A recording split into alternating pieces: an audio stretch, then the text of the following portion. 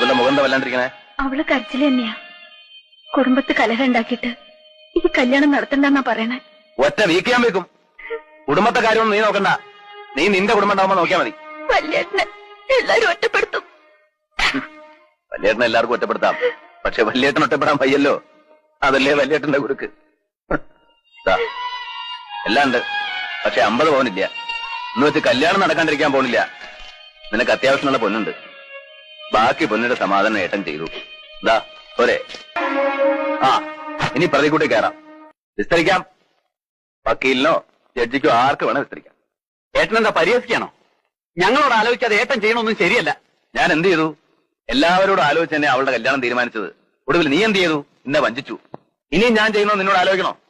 ആഹാരം ബാധ്യതപ്പെടുത്തി പണം വാങ്ങിയില്ലേ? അതെന്നോട് ആലോചിച്ചോ?